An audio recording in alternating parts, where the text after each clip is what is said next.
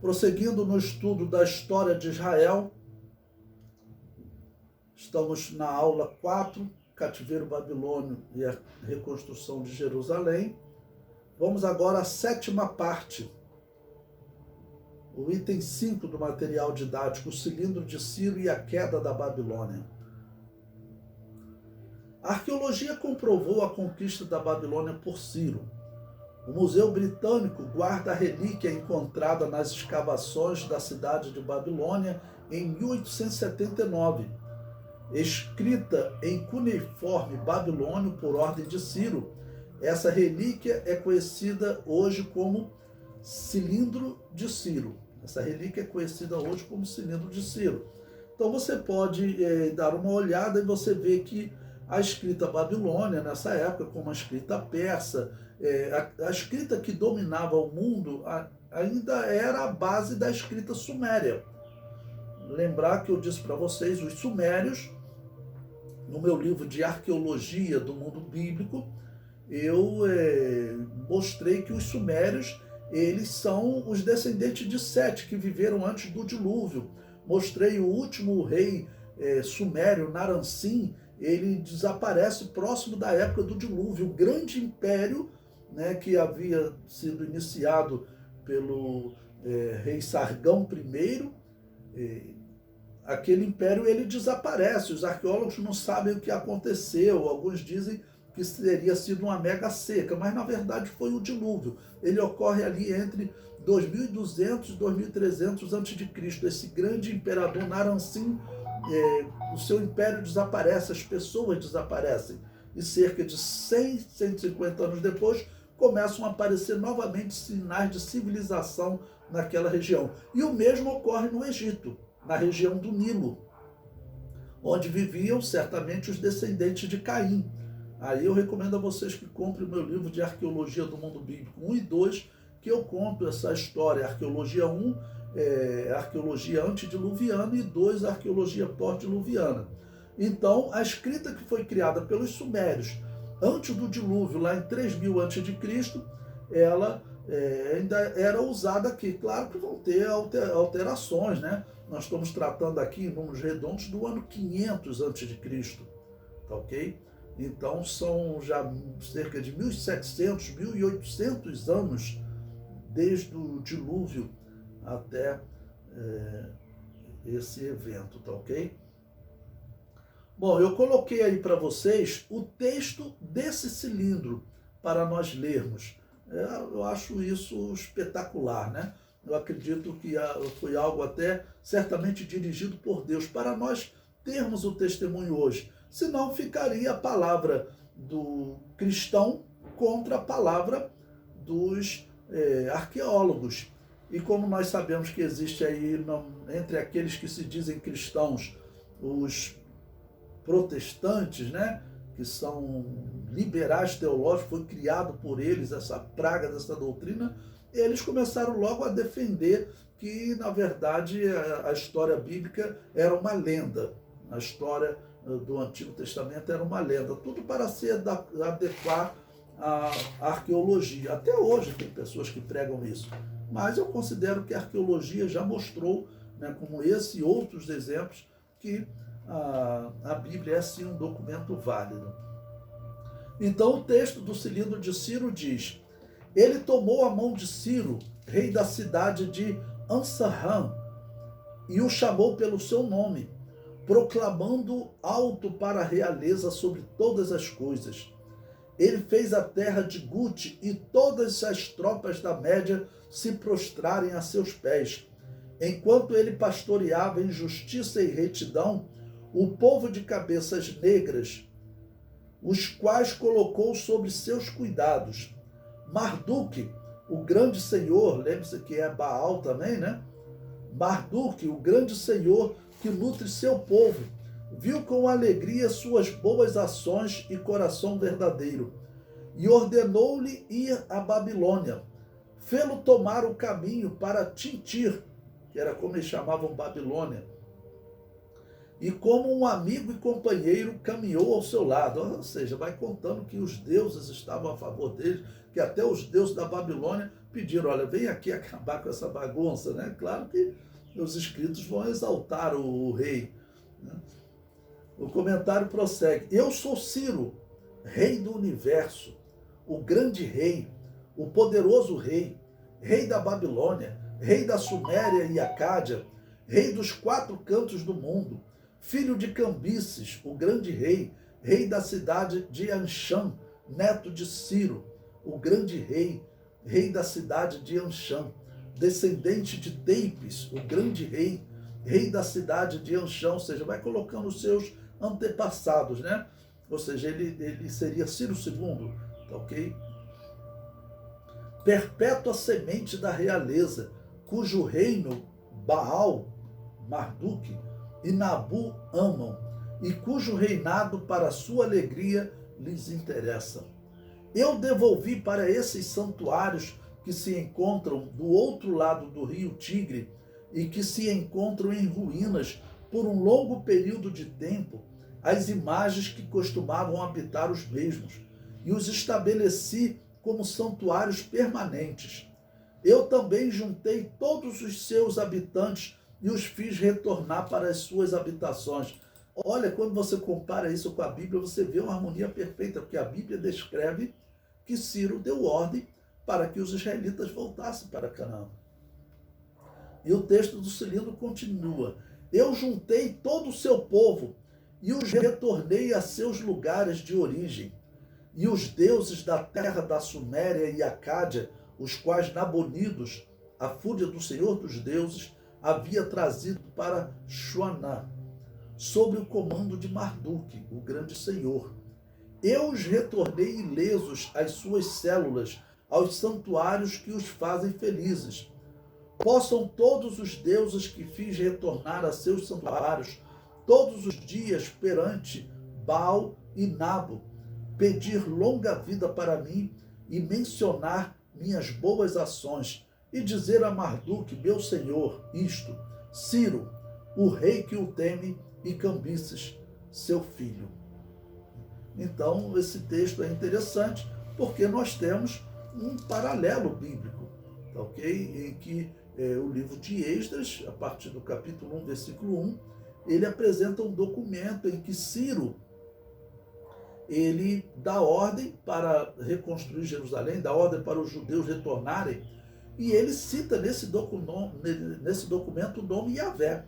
Então nós vemos aqui a prática que ele tinha de realmente citar o nome dos deuses, né, dessas nações a quem ele, vamos assim considerar, libertou. O número 6, eu coloco aí a profecia sobre a queda da Babilônia, tá bom? Jeremias diz: ó tu que habitavas sobre muitas águas, rica de tesouro, chegou o teu fim, a medida da tua avareza, e pagarei Babilônia a todos os moradores da Caldeia toda a maldade que fizeram em Sião, à vossa vista, diz Yahvé. E ele continua profetizando, falando dessa queda, né? Então a Bíblia anunciou antecipadamente a queda da Babilônia, ok? Eu coloquei aí então diversas profecias ligadas à queda da Babilônia. Veja, a primeira profecia vai dizer a queda da Babilônia, depois até a nação que vai conquistar a Babilônia, ok? E vai dizer até que dessa nação, um homem chamado Ciro vai permitir que eles retornem. Profetiza que o cativeiro dura 70 anos, ok? E eu comento depois. O profeta Isaías, que viveu entre 739 e 681 a.C., anunciou a queda da Babilônia, que só viria a acontecer em 536 a.C. Ele diz: peso da Babilônia que viu Isaías, filho de Amós, Isaías 13:1. Então, essa expressão já significa uma mensagem contra a Babilônia. Quando você lê o texto, está retratando a queda dela. Anunciou o grande exército dos medos como responsável por essa queda. No mesmo texto de Isaías, capítulo 13, eu separei aí os versículos 4, 5, 7 a 9 e o versículo 17, ele também descreve essa queda, ok? Quando chega no versículo 9, ele diz: eis que o dia de Yahvé vem, horrendo com furor e ira ardente, para pôr a terra em assolação e destruir os pecadores dela.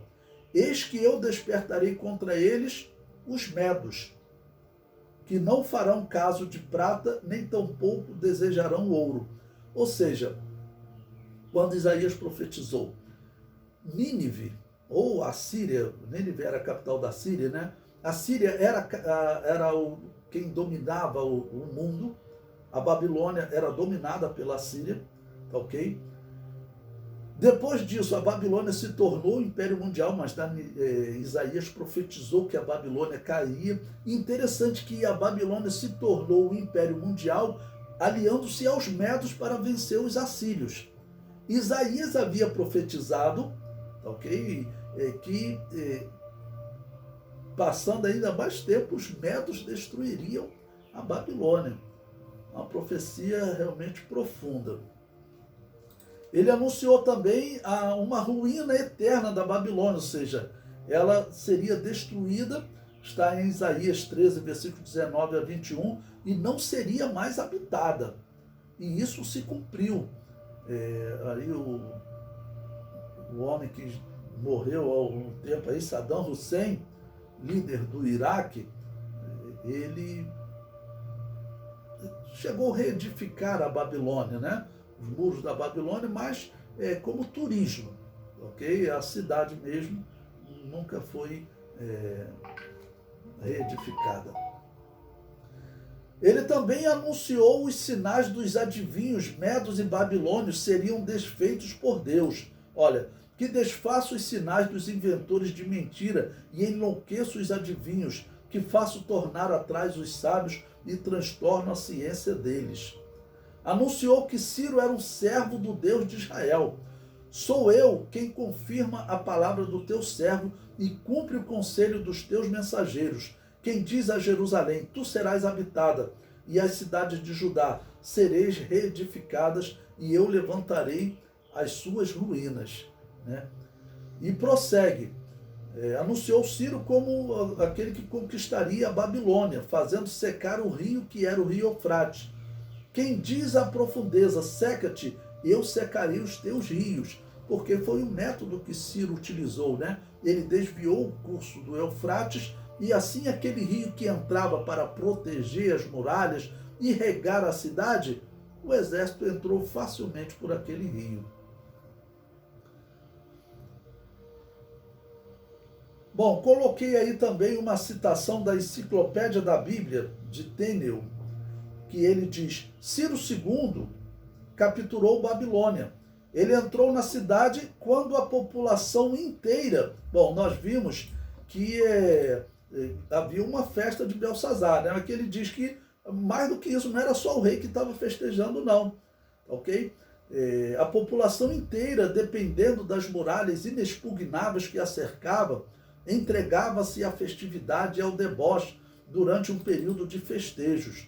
Heródoto informa-nos que Ciro havia anteriormente feito secar o Palacopas, um canal que atravessava a cidade de Babilônia, levando as águas supérfluas do Eufrates para o lago de Nitoques, a fim de desviar o rio para ali. Assim o rio baixou de nível e os soldados puderam penetrar na cidade através do leito quase seco. Ok? E ele prossegue com Isaías dizendo, quem diz de Ciro é meu pastor e cumprirá tudo o que me apraz, dizendo também a Jerusalém, sê edificada e ao templo, funda-te. Assim diz Yahvé ao seu ungido. Né? Eu disse aqui, ungido, claro, não está chamando ele de o Messias. Ungido em hebraico é Messias, mas tinham muitos ungidos. O sacerdote era ungido, mas o Messias era diferente, tá ok? Até hoje os israelitas até se confundem nisso, dizendo que, na verdade, haveriam diversos Messias, e até hoje falam em muitos Messias.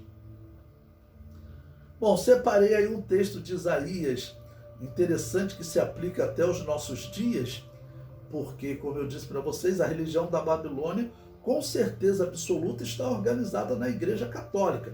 É a religião que diz que o destino das pessoas está escrito. E a Igreja Católica prega isso até hoje, porque foi o seu teólogo pagão, Agostinho de Hipona, que organizou essa doutrina da Babilônia, que era a doutrina de Roma também, de que o nosso destino está escrito. Ele organizou na doutrina católica usando o termo predestinação, que o apóstolo Paulo usava em outro sentido. Tá bom? Então Isaías 45:20 diz: congregai-vos e vinde, chegai-vos juntos, vós que escapastes das nações. Nada sabem os que conduzem em procissão as suas imagens de escultura, feitas de madeira, e rogam a um Deus que não pode salvar. Ok? Essa era a situação da Babilônia. Isaías fala outras vezes, do versículo 21, 23, sobre essa situação da Babilônia. Jeremias também anunciou a ruína da Babilônia pelos medos. Jeremias ele já viveu num período mais próximo da queda da Babilônia. Ele não viu a queda da Babilônia, mas se Isaías viveu próximo dos anos 700, Jeremias já viveu próximo dos anos 600. Ele viu Israel ser levado cativo, tá ok? E ele profetizou: alimpai as flechas, preparai perfeitamente os escudos. E Yahvé despertou o espírito dos reis da Média, porque o seu intento contra a Babilônia é para destruir, pois esta é a vingança de Yahvé, a vingança do seu templo. Santificai contra ela as nações, os reis da Média, os seus capitães, todos os seus magistrados e toda a terra do seu domínio. Vamos lembrar que Ciro, na verdade, ele era um descendente de um rei da Média, só que a sua mãe foi dada em casamento com um rei da Pérsia, mas ele acabou unindo, tornando-se rei da Média, a profecia se cumpriu. Eu coloco: o Império Persa começou em 536 e findou em 330. Foram 206 anos de domínio. Nesse período em que Dario III reinava, foi derrubado pelo exército de Alexandre Magno. Este é o período de anos que durou o reino descrito no peito e braços de prata, de Daniel 2, e no animal semelhante a um urso, de Daniel capítulo 7. Tá ok? O cilindro de Ciro descreve a conquista de Babilônia como pacífica. Veja, ele diz: quando entrei pacificamente na Babilônia e entre manifestações de júbilo e alegria, estabeleci a residência da soberania no palácio dos príncipes. Marduk, o grão-senhor, inclinou para mim o grande coração dos babilônios, porque eu me preocupava em honrá-lo diariamente. Minhas tropas numerosas percorriam a Babilônia pacificamente, e não permiti que os sumérios nem os acádios fossem assustados por ninguém. Interessei-me pelo interior da Babilônia e por todas as suas cidades. Libertei os habitantes da Babilônia do jugo que não lhes convinha. Melhorei suas habitações arruinadas. Livrei-os de seu sofrimento. Eu sou Ciro, o rei da coletividade, o grande rei, o rei poderoso, rei da Babilônia, rei dos sumérios e rei dos acádios, rei dos 4 cantos do mundo. Bom, quando aqui fala em rei da Suméria e rei da Acádia, na verdade Suméria e Acádia eram o mesmo povo, mas a história começou a contar como povos diferentes. Por quê? A história da arqueologia começa com a Suméria em 3.300 a.C., e quando chega próximo de 2.500, a história diz que nasce um homem chamado Sargão. Ele nasce numa cidade da Suméria chamada Quis. Então ele era um sumeriano, ok? Mas a história vai descrevê-lo como um homem que conquistou a Suméria. Na verdade, não é. Ele é um sumeriano que conseguiu unir todas as cidades da Suméria e formar um império, porque as cidades eram separadas, como os gregos chamavam de cidade-estado. Ele nasceu em Quis, cresceu ali como guerreiro, se tornou rei de Quis e começou a conquistar as cidades da Suméria em volta. Depois que ele já tinha conquistado diversas cidades, ele fundou uma cidade para ser a capital do seu império. Qual o nome dessa cidade que ele fundou, segundo a arqueologia? Acádia. Então Acádia era, na verdade, a cidade que era capital do reino de Sargão, chamado Sargão I na arqueologia, tá ok? E esse Sargão era, na verdade, o rei dos sumérios. Então, eles ficaram conhecidos como sumérios e acádios, mas, na verdade, era um povo só. Depois do dilúvio, Noé, claro, era um sumério, ele era descendente de Sete. Depois do dilúvio, Noé, ele ficou habitando naquela região, e aquela região continuou sendo chamado de terra de Sinar ou Suméria, ok? E também alguns chamavam de Acádia.